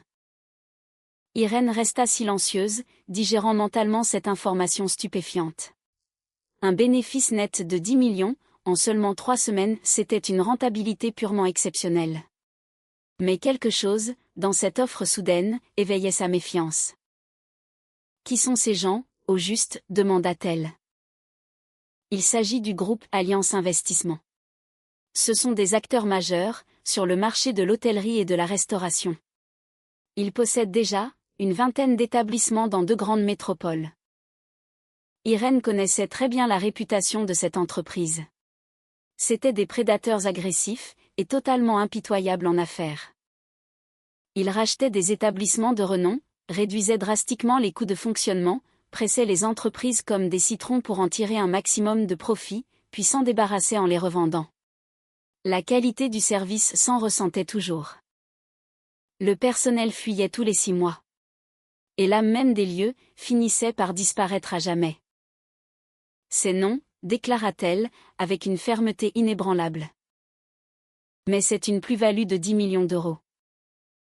Monsieur Clément, l'interrompit Irène, d'un ton catégorique. Je n'ai pas racheté ces merveilleux restaurants pour faire une vulgaire plus-value rapide. J'ai la ferme intention de les développer et de bâtir un projet sur le long terme. Ces établissements, c'est votre héritage, c'est le fruit du travail de toute votre vie. Souhaitez-vous réellement les voir se transformer en de banals fast-food de luxe, sans aucune âme ? Victor baissa les yeux. Sur son visage, se dessinait un soulagement évident. Pour tout vous dire, murmura-t-elle doucement. J'espérais secrètement que vous me répondriez cela. Je n'avais aucune envie de leur vendre quoi que ce soit, mais ils se sont montrés particulièrement insistants.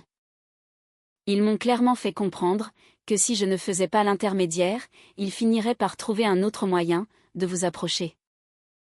Qu'ils essaient donc. Irène lui adressa un sourire radieux. Je ne vendrai jamais. Victor hocha la tête, et ses épaules se détendirent visiblement. Dans ce cas, j'ai une contre-proposition à vous soumettre, déclara-t-il, l'œil pétillant. Je refuse formellement leur offre, et je reste à vos côtés, en tant que partenaire. Et je ne parle pas d'un simple rôle de consultant, pour une période de transition, mais d'un véritable partenariat à part entière. J'apporterai à l'entreprise ma longue expérience, mon vaste réseau de contacts, et ma parfaite connaissance du marché. En échange de quoi, je vous demande 10% des parts de la société. Irène prit le temps de la réflexion. Victor était incontestablement un expert d'une valeur inestimable. Avec lui à ses côtés, elle pourrait développer le réseau beaucoup plus rapidement et de manière bien plus efficace. Toutefois, 10% représentaient une part très importante du capital. Je vous propose 5%, annonça-t-elle calmement, assorti d'un poste de directeur des opérations, avec un salaire fixe généreux, et d'importantes primes, calculées sur les bénéfices. Victor esquissa un sourire amusé. Disons 7%, et nous avons un accord. 6. Irène lui tendit une main ferme. C'est ma dernière offre. Victor serra sa main, avec un rire franc. Marché conclu. Vous êtes une redoutable négociatrice, Madame Valois. J'ai été à bonne école, celle de la vie, répondit-elle, avec malice. Ils commandèrent enfin leur dîner, et passèrent la soirée à discuter avec passion, de leur futur plan de développement. Victor suggéra l'ouverture de 2 nouveaux restaurants, d'ici la fin de l'année, le premier, à proximité du Grand Parc Central, et le second, au cœur du tout nouveau quartier d'affaires.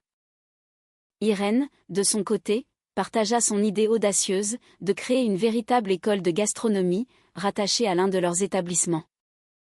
Les cours magistraux, dispensés par leurs propres chefs étoilés, pourraient devenir une formidable source de revenus complémentaires, tout en assurant une publicité prestigieuse à la marque.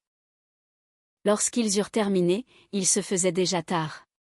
Irène sortit dans la rue, et s'arrêta un instant, pour inspirer profondément l'air frais de la nuit. La ville brillait de 1000 lumières, et la vie bouillonnait joyeusement autour d'elle. Soudain, son téléphone se mit à vibrer, dans son sac. C'était un message, provenant d'un numéro masqué. Tu penses vraiment avoir gagné? Ce n'est que le début. Le sang d'Irène se glaça dans ses veines. Elle ouvrit le message, mais l'expéditeur restait invisible.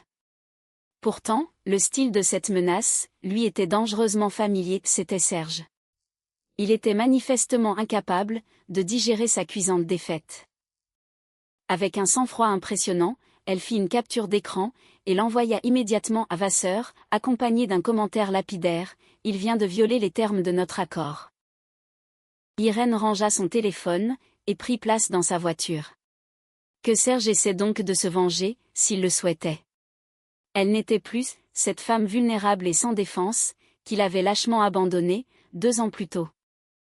Elle disposait aujourd'hui d'importantes ressources financières, d'un solide réseau d'influence, et d'une équipe de professionnels redoutables.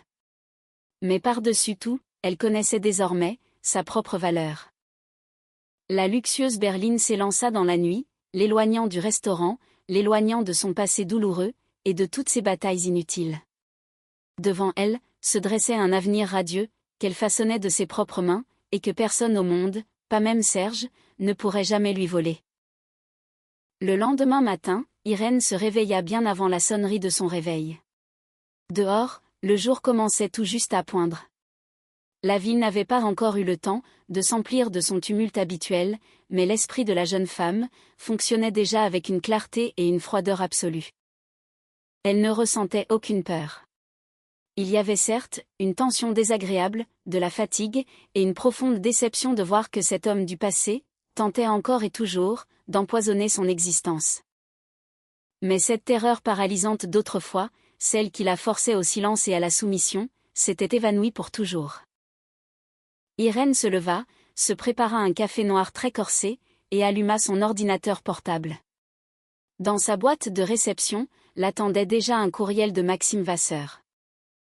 En pièce jointe, se trouvait la capture d'écran de la menace, une copie dûment certifiée de l'accord signé par Serge, et une plainte officielle, pour violation des conditions de l'accord, déjà rédigée et prête à être déposée. Madame Valois, écrivait le brillant avocat. Il vient effectivement de commettre une erreur fatale. L'envoi de ce message de menace, consécutivement à la signature de notre accord de confidentialité, constitue une violation grave et directe. Nous déposons la plainte dès aujourd'hui, et nous faisons parvenir une mise en demeure formelle à son représentant légal. Désormais, nous allons agir par la voie officielle et avec la plus grande fermeté. Irène relut ce message à 2 reprises, puis referma lentement son ordinateur, en laissant échapper un long soupir. Officiellement, et avec la plus grande fermeté. C'était exactement de cette manière qu'elle comptait désormais mener sa vie.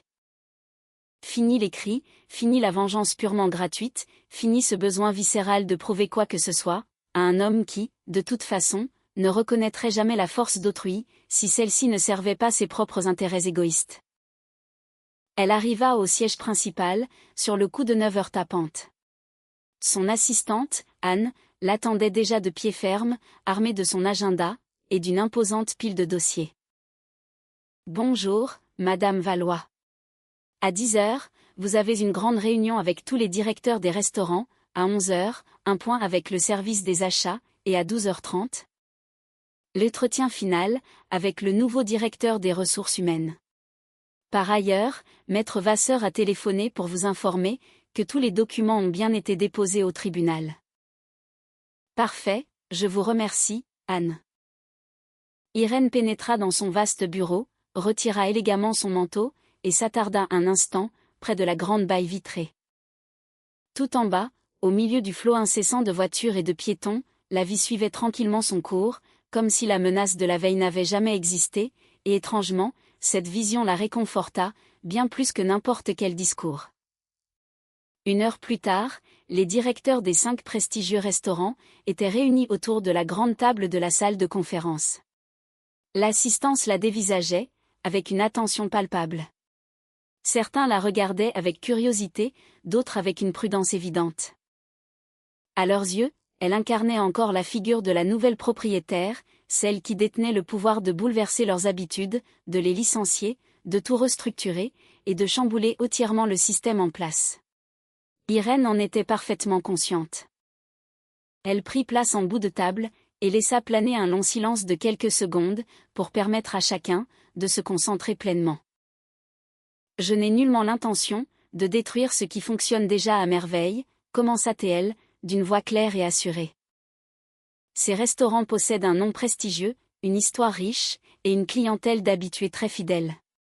Je n'ai pas fait l'acquisition de ce réseau dans le but d'en faire un projet commercial sans âme, et standardisé. Je souhaite le développer, certes, mais je vous préviens que certaines choses vont changer dès aujourd'hui. Un silence absolu s'abattit sur la salle. Premièrement, le respect dû à nos clients ne doit en aucun cas dépendre de leurs vêtements, de leur âge, de leur apparence physique, de leur sexe, de la marque de leur voiture, de leurs bijoux, ou de leur supposé statut social. Dans nos établissements, il n'y a plus la moindre place pour l'arrogance, que ce soit de la part de notre personnel, ou de la part des clients eux-mêmes. Plusieurs personnes dans la salle échangèrent des regards lourds de sens. L'esclandre avec Serge avait manifestement déjà fait le tour des équipes.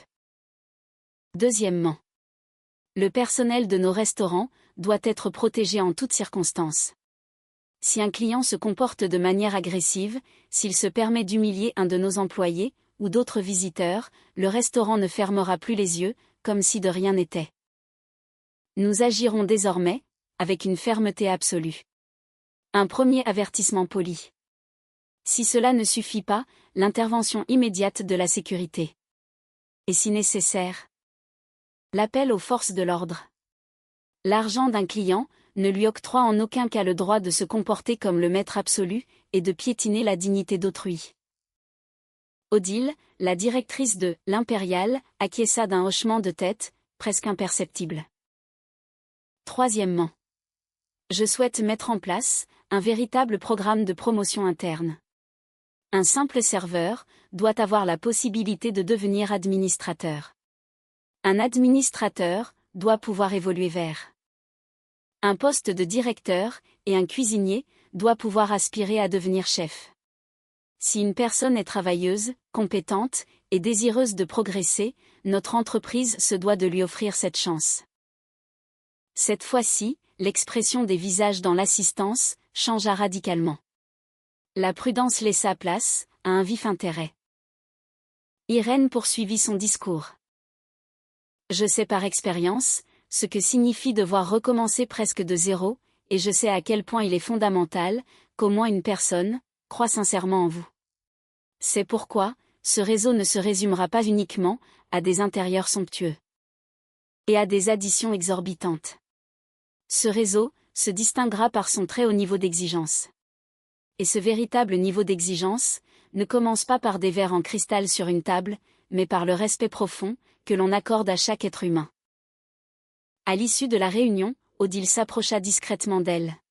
« Madame Valois, puis-je vous dire un mot ?» En privé? Bien sûr, je vous écoute. Cela fait 27 ans que je travaille dans le monde impitoyable de la restauration. Des propriétaires, croyez-moi, j'en ai vu défiler un certain nombre. En règle générale, leur premier discours tourne invariablement autour de l'augmentation des profits, de la réduction drastique des coûts, et de la mise en place de nouvelles normes de rentabilité. Mais vous avez choisi de commencer par parler de respect. Irène esquissa un léger sourire. Les profits seront au rendez-vous, rassurez-vous. C'est simplement que je refuse catégoriquement qu'ils soient bâtis sur la peur et sur l'humiliation des autres. Dans ce cas, vous êtes condamné à réussir, déclara la directrice, d'une voix très douce. Les gens sentent ce genre de choses. Aux alentours de midi, les nouvelles transmises par Vasseur se firent beaucoup plus précises. L'avocat de Serge avait pris contact avec lui, presque immédiatement après avoir reçu la redoutable mise en demeure. Son ton avait radicalement changé, il n'y avait plus la moindre trace d'arrogance, ni d'exigence farfelue, seulement une prudence extrême, et un ton presque suppliant. Serge prétendait d'avoir envoyé ce message, sous le coup de l'émotion, assurant qu'il n'avait jamais eu l'intention d'effrayer qui que ce soit, et qu'il ne s'agissait là que d'une phrase stupide, dénuée de la moindre gravité. Mais Maxime Vasseur s'était montré absolument inflexible. En fin de journée, Serge s'était rendu en personne, au cabinet de son propre avocat, pour y signer un avenant à leur accord.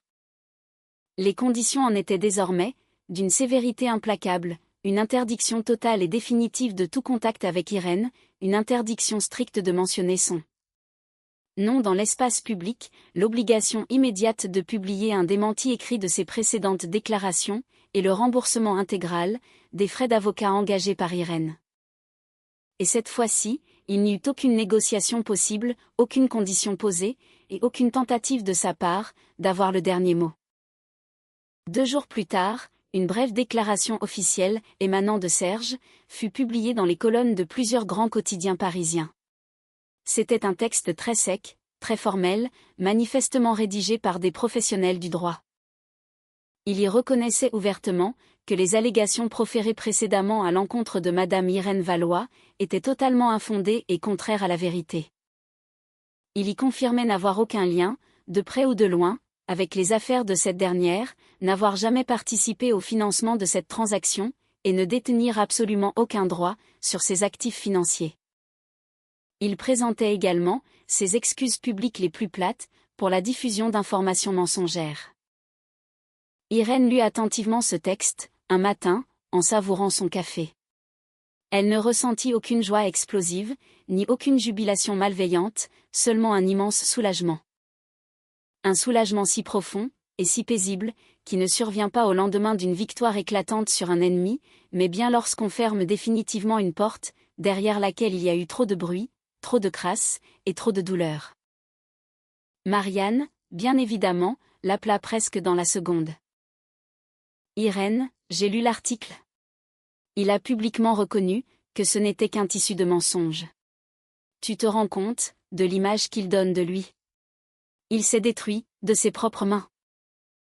Ce n'est pas lui qui s'est détruit, répondit Irène, d'une voix très calme.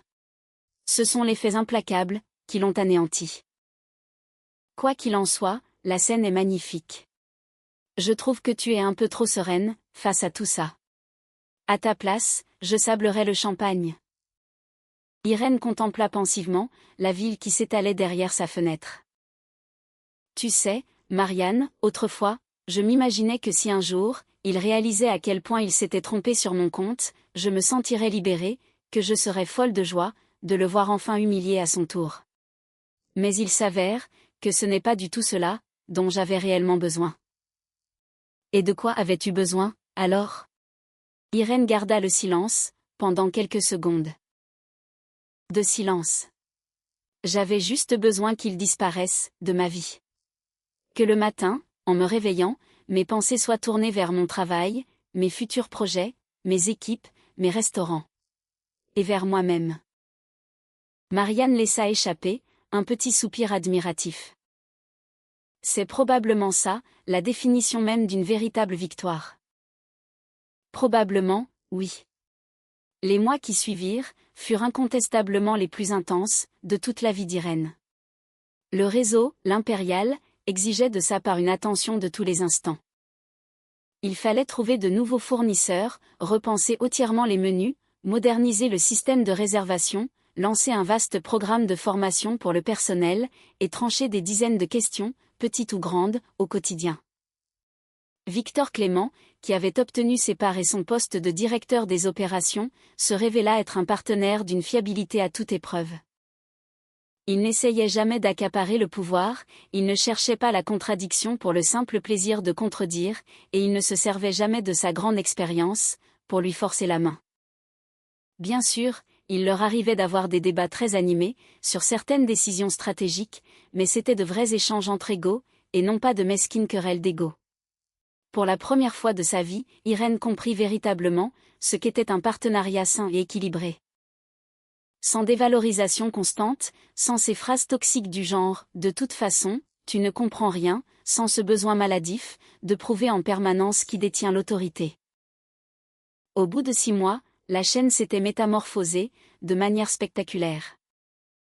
De nouveaux menus de saison firent leur apparition dans les restaurants, les cartes des vins furent totalement repensées, des soirées gastronomiques à thème, ainsi que des dégustations privées, furent organisées avec grand succès.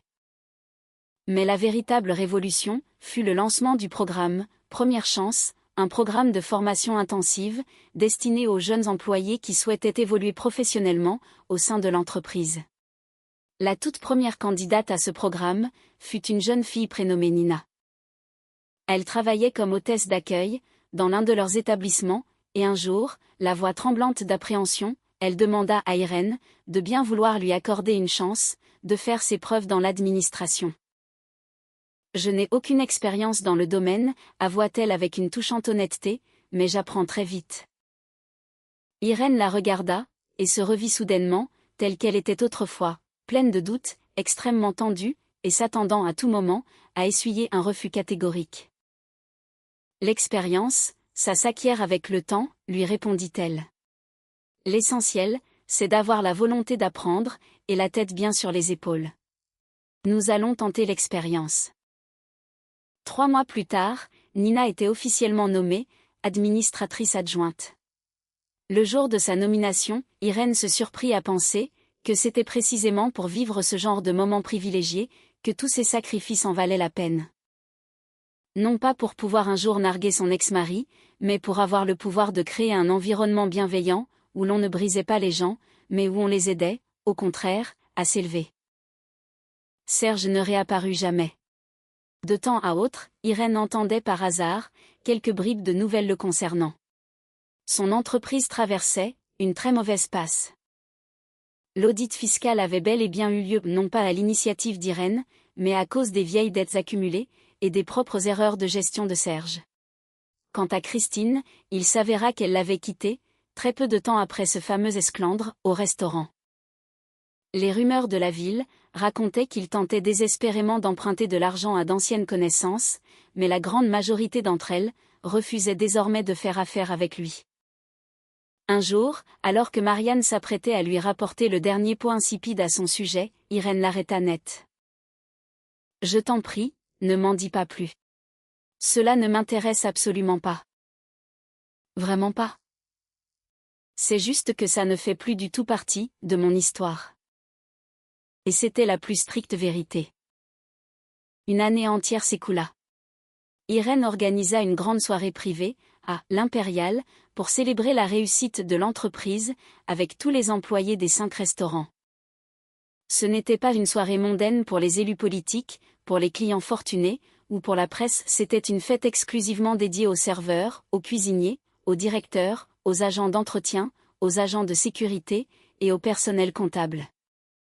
À tous ceux qui, chaque jour que Dieu fait, maintenaient ce réseau en vie. Dans cette même salle, où Serge l'avait autrefois humilié devant de parfaits inconnus, s'étiraient désormais de longues tables de banquet, et les rires fusaient de toutes parts. Ce soir-là, les serveurs étaient eux-mêmes les invités d'honneur, et les chefs étoilés sortirent des cuisines, sous un tonnerre d'applaudissements. Irène monta sur une petite estrade, une coupe de champagne à la main. Le brouhaha de la salle, s'apaisa progressivement. Autrefois, je croyais avoir simplement acheté une entreprise, déclara-t-elle. 5 beaux restaurants, une marque prestigieuse, des chiffres d'affaires, et des actifs financiers. Mais au fil du temps, j'ai compris une chose fondamentale, je n'ai pas acheté des murs, ni une simple enseigne lumineuse. J'ai pris la responsabilité de centaines de personnes. Elle laissa promener son regard sur l'assistance, sur Odile, sur Victor, sur la jeune Nina, et sur les cuisiniers, qui souriaient avec timidité, dans les premiers rangs. Je tiens à remercier chacun d'entre vous, pour votre travail acharné, pour votre grande patience, pour votre honnêteté intellectuelle, et pour la confiance que vous m'avez accordée. Cette année, notre chiffre d'affaires a fait un bond de 23%. Mais à mes yeux, il y a quelque chose de bien plus important encore. Notre taux de rotation du personnel a diminué de moitié. Cela signifie tout simplement que les gens se sentent bien mieux ici. Et lorsque les employés s'épanouissent au sein de leur entreprise, les clients le ressentent inévitablement. La salle retentit, d'une salve d'applaudissements chaleureux. Irène patienta le temps que le calme revienne. Et je veux également que vous sachiez une chose, au sein de ce réseau, personne ne doit jamais se sentir inférieur. Qu'il s'agisse d'un employé ou d'un client. Chaque être humain possède un nom, une dignité, et le droit inaliénable d'être respecté. Elle leva bien haut sa coupe.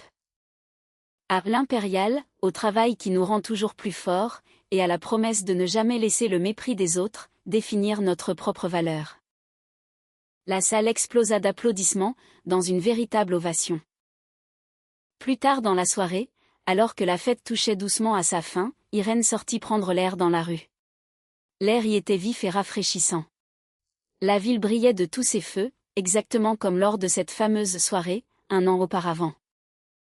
Sauf qu'aujourd'hui, il n'y avait plus en elle, le moindre frisson d'angoisse, la moindre trace de douleur, ni le moindre besoin de prouver sa valeur à qui que ce soit. Victor s'approcha d'elle, à pas feutrés. Ce fut une très belle soirée, vraiment. Oui, sourit Irène, les yeux pétillants. Une soirée véritablement exceptionnelle. Vous avez métamorphosé ce réseau, Madame Valois. Vous en avez conscience ? Elle posa son regard, à travers la grande baille vitrée, sur cette salle où ses employés riaient aux éclats, prenaient des photos, s'enlaçaient chaleureusement, et se félicitaient mutuellement. Non, répondit-elle d'une voix très douce. Nous l'avons métamorphosé. Victor lui adressa un sourire plein de respect, et s'éloigna discrètement, la laissant à ses pensées. Irène resta encore quelques minutes, debout devant l'entrée du restaurant. Ce même restaurant, où on l'avait jadis qualifiée d'étrangère, d'indésirable et d'incapable. À présent, au-dessus des portes d'entrée, brillait doucement l'élégante enseigne, l'Impérial. Et cela ne représentait plus du tout pour elle, le symbole d'un statut social inaccessible. C'était un lieu, qu'elle avait amplement mérité, à la force de son travail. Le téléphone vibra, au fond de son sac à main. Irène le sortit, et vit s'afficher une notification d'Anne, demain à 9h précise, réunion stratégique concernant le nouveau projet, et l'ouverture de notre 6e restaurant. Elle eut un sourire radieux. La vie ne s'était pas arrêtée au triomphe de la justice. Elle avait continué son chemin, plus belle que jamais. Irène rangea son téléphone, remonta élégamment le col de son manteau, et se dirigea d'un pas léger, vers sa voiture. Elle jeta un dernier regard sur le reflet de « l'Impérial » dans la vitre teintée, et pour la toute première fois depuis bien longtemps, elle ne ressentit même pas de la fierté, mais un apaisement total et absolu. La justice n'était pas venue frapper à sa porte toute seule, c'est simplement elle, qui avait cessé de battre en retraite. Mais l'essentiel dans tout cela, c'est qu'elle n'avait définitivement plus besoin, que quiconque soit témoin de sa propre réussite.